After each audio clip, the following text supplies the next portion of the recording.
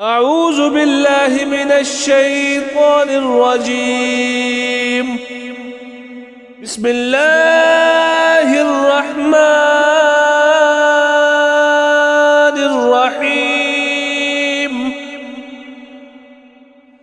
اللهم يا ذا المن ولا يمن عليه، يا ذا الجلال والإكرام، يا ذا الطول والإنعام. لا إله إلا أنت ظهر اللاجين وجار المستجيرين وأمان الخائفين. اللهم إن كنت كتبتني عندك في الكتاب شقيا أو محروما أو مطرودا أو مقترا علي في الرزق فامحو. اللهم بفضلك شقاوتي وحرماني وطردي وإقتار رزقي، وأثبتني عندك في الكتاب سعيدا مرزوقا موفقا للخيرات، فإنك قلت وقولك الحق في كتابك المنزل على لسان نبيك المرسل. يمحو الله ما يشاء ويثبت وعنده أم الكتاب.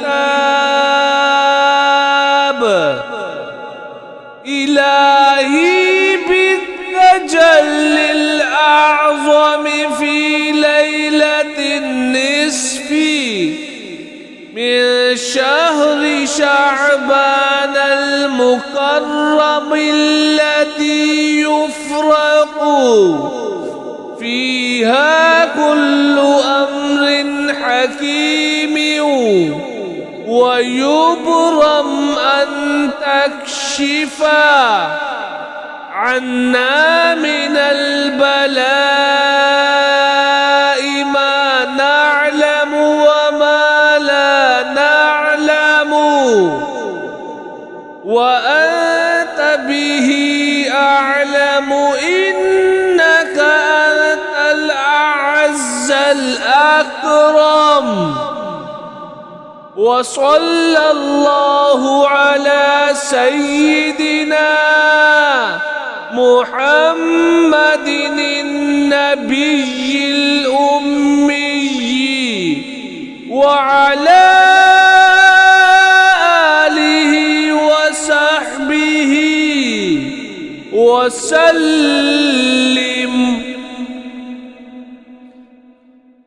بسم الله الرحمن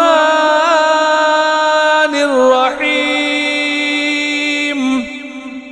أقسمت عليك ببسط يديك وكرم وجهك ونور عينيك وكمال أعينك أن تعطينا خير ما نفدت به مشيتك وتعلقت به قدرتك وجرى به قلمك وأحاط به علمك، واكفنا شر ما هو ضد لذلك وأكفنا